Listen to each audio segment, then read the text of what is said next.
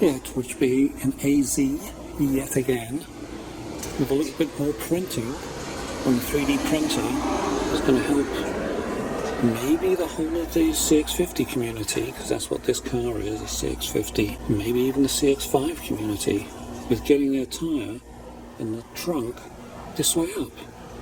Don't you hate it when they put this thing in there, they flip the tyre over and you can't check the pressure, so you've got to undo it, pump it out of there, turn it over so you can check the pressure.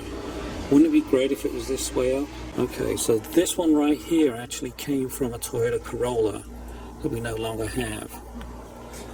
But this one allows you to put the tyre in this way up.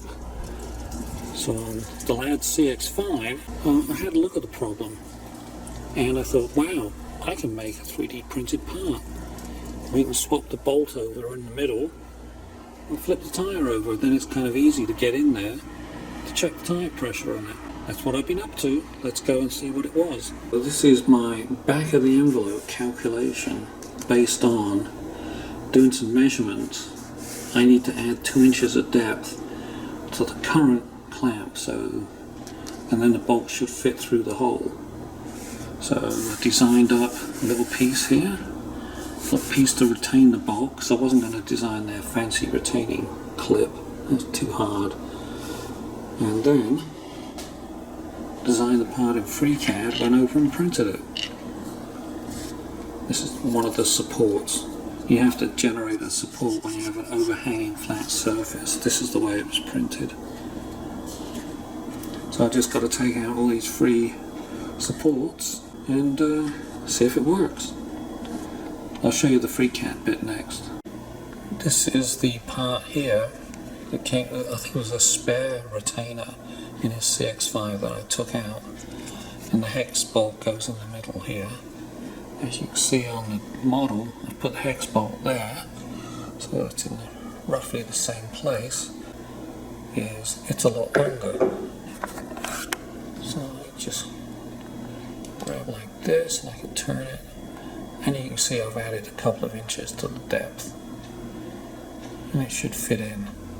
So in the bamboo slicer, I was able to put both parts on the same plate to do the 3D printing.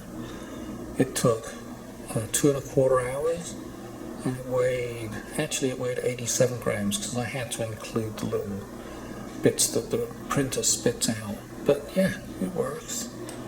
So here I am, carving it down. There's the hex embedded inside, and there's this green tree structure that you have to support it. And there's the green tree structure at the bottom to support it. So this little part fell off as I was bending the plate to get it out, but they come off fairly easily. I can't actually do it one-handed. Okay, I'm going to have to work at it to get it out. And this is that long tree that goes up the middle. I'm hoping it didn't mess up the hex bottom. We'll find out, because it's up here. Alright, got my handy dandy X-Acto wide blade. Let's see how easily this comes off. So I should be able to kind of just slide it. Oh, and there we go. There's 1, 2. You get the idea. Now I've got to get this one out. That one's going to be fun. Let's see if this works. Maybe it'll pull some of it. No. Yeah, it's kind of stuck, isn't it? I'm going to have to figure out how to get that out. Well, as it happens, this is the bolt I was going to put in, and I sized the hole like 0.2 of a millimeter bigger than the thread, which is the biggest part, and this shoulder at the top. And the hole printed small. So I'm going to have to get the drill out and drill it out. Okay. Well, that 5/16 drill seems to have done the trick. The bolt now goes through. Still got the oh, here comes the tree. It's an odd looking tree, isn't it? This is a branched tree. Quite strange looking. Now I've got to look down inside and see how the hex is getting on. Let's see if I can set this up so you can see down the hole. Yeah, it's A little hard to see down there, but there's only a tiny bit of debris that I got to get off. So the bolt is in. The hex is a little tight. I guess the hex printed small too, but I think I can probably punch that down once it's in there. This is going to be the retainer, and the idea was that you would put it in and it would be flush. So you can see the bolt is a little proud down inside, and it was going to be a press fit. So I'll press it in when it's ready to go. Next step, let's see how this works on the car. Well, unfortunately, I came up a little short on the design. This is actually a pretty good length, this one. It looks like I'm about a 1/2 inch or 3/4 off. Okay, well, this cost me $4.35 to make. So it's not going to break the bank that I screwed it up. And I did. I can fix it. Okay, stand by. I did have it the right length. I just didn't have the bolt pulled down properly in the part. So they are the same length, so they will fit.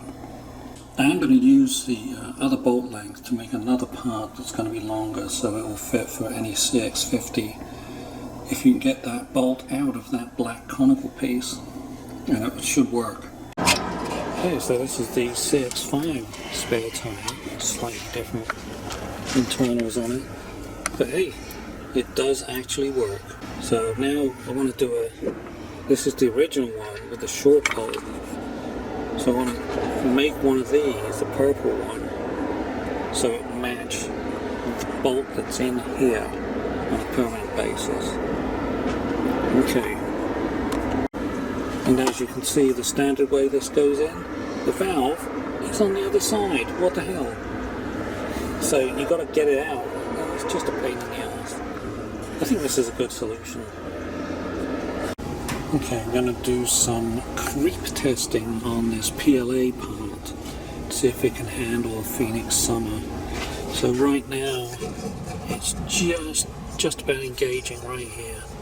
So I'm going to give it 1/2, 1.5. 2 turns is pretty tight. And let that sit for a whole month. And then we'll see what's going on. And of course this is August right now, so moving into September, yeah, it's going to be hot. 7:30 in the morning, it's already 92 degrees. So it's going to be hitting quite a few 110s, and it might even get to 120 in our garage. So I think heat testing would be fairly good. Okay, that's it for now. See you in a month.